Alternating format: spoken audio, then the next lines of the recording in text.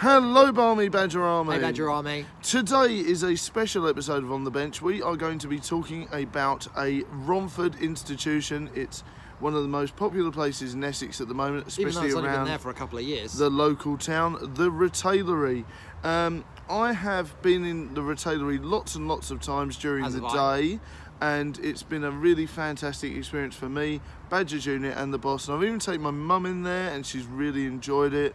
There's been foods from all the way around the world. There's been specialised drinks that we've really enjoyed. I never knew there were so many flavours of Fanta. Exactly, it's insane. There's so many different flavours of Fanta, it's nuts. There's board games there. There's all these different exciting things for the whole family. Open mic nights as well. I was just about to say, you go there in the evening more, don't you? Yeah, there's like open mic nights, including one by our good colleague, Miss Lisa Horton. Indeed, yes. Shout out. Legendary human being she is. Indeed. And you really enjoy the open mic nights, don't you? Tell me some of the things that happen during those open mic nights, Nick. I've just seen lots of people playing live. I saw one of my Phoenix FM cohorts, Che, do a live set there once. Okay, and cool. A local band called Last Known State did right. an acoustic night there Okay. once, which was really enjoyable. What sort of music do they do? They are guitar orientated. Okay, that's cool. Yeah, yeah. But very melodic with it as well. Oh, lovely. You know, I like a nice melodic guitar. That metal, though. So yeah, there's been lots of good nights there, and it's just always good that and you know there's a lot of stuff there that you wouldn't get from other places. I was just about to lead into that. I bet there's a big variation, just not of metal. I mean, there's a big standpoint. A lot of people don't really know this, but there's a lot of culture comes from Romford of metal and indie and things like that, and isn't dance there? as well. And dance, yeah. You know, it was there was a documentary about kind of like the nightclubs there. I mean, there's still a lot of nightclubs in Romford. This is which, true.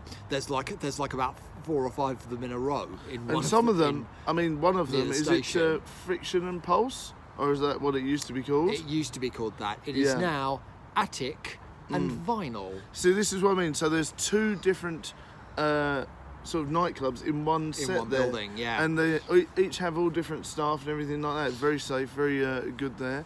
I used to go to Brannigan's as well.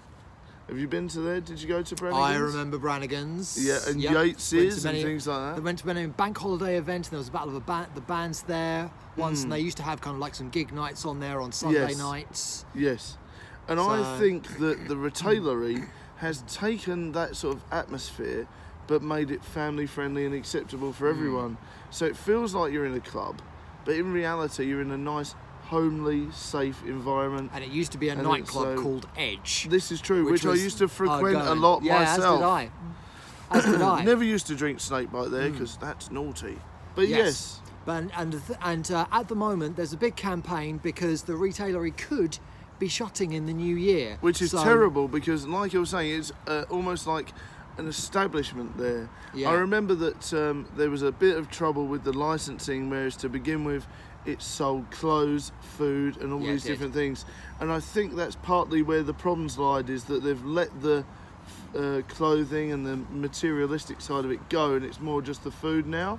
And I think that's partly why the council are having a go, probably. Yeah, so at the moment there's a big campaign online to save it. We'll include some links to that in the description. Most definitely. So do sign the petition, do get involved, and because it's important. It's a really interesting part of Essex culture.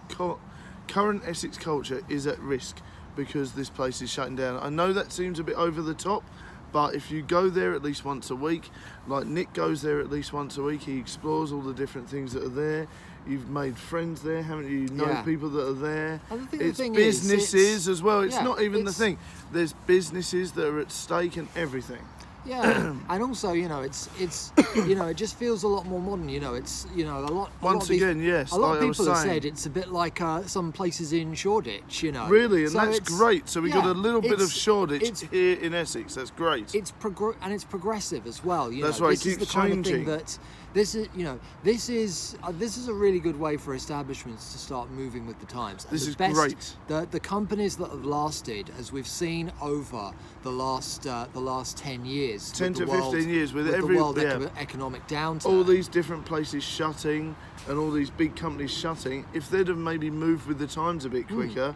I mean, I remember Blockbuster being absolutely heaving and absolutely really busy, but because they refused to move with the times, they could have actually started a streaming service before Netflix. Exactly. And that's the problem with it, is that because they refused to move with the times, they got wiped out, and that's a real shame, because I think there's only one Blockbuster left in Canada, and that's it.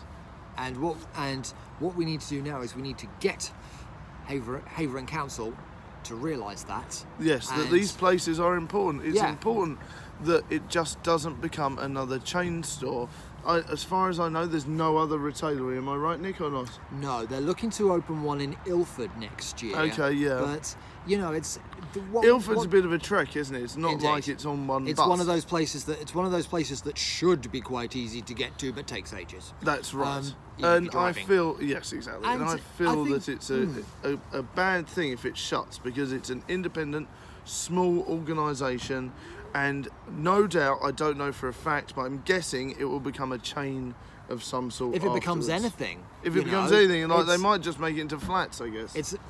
You can't turn that area into flats. No. It's the setting. Yeah. The setting you couldn't turn that into flats. So what would they do with it then? What would they do with it if it's going to become an empty space? Well, it's a bit like with the bitter end, you know, Yeah. that hasn't become anything, but it's not the ideal kind of setting. No. You know, it's not the kind of setting that you can turn into flats. No, this is you true. Know, I mean, people would like, you know, ideally people would like to turn everything into flats, but there are some places that just aren't designed for no, it. most So definitely. I agree with you think there. You are right. It wouldn't be good because it's next to all the pubs and clubs and all the It might business. just become like another restaurant. Exactly, So- which is a shame if it's going to be somewhere really, if it's like somewhere that's done some good for the area, made the area a bit more interesting, brought in interesting people in and individuals that you wouldn't usually come into Romford, and families in and friends in, and then they're just going to wipe that and become a chain restaurant. I think that's a terrible shame. If it becomes anything at all. Because And I that's- mean, going back to the bitter end, I spent ages in there. It's one of my As did favourite I. pubs. It's one of my favourite pubs in Romford, and I think to get rid of that was a shame. It needed a clean up. It needed lots of things, but surely the company that owned it could have done that, and they didn't, which was depressing. Yeah. So that's why. So we are lending our voices to the Save the Retailery campaign. Definitely. And So because there's a big thing online now, and I really think it is important to save it. There's even memes about it now. And I think I've seen a meme about there's even a Save meme the about it. Retailery. And Yes, it's there this is. little place in Romford goes to show. And I think Indeed, what yeah. and even if you're not based in the area, in the same area as us, I think it can end up having knock-on effects for you It can, wherever definitely, you are. because it So- means that there's other places that you love that could be shut down. So- and I think that's depressing. Yeah, join the cause. So yes, join the cause, and sign the petition, which will be in the link under this video, and yeah, let's hear it for kind of like local upcoming business people. Indeed, yeah. Because there's people out there that rely on that situation. They rely on the retailery for their money and their business. Exactly. So it'd be a real shame if those people then lost their money and their livelihoods. So Exactly. please do sign the petition when you can.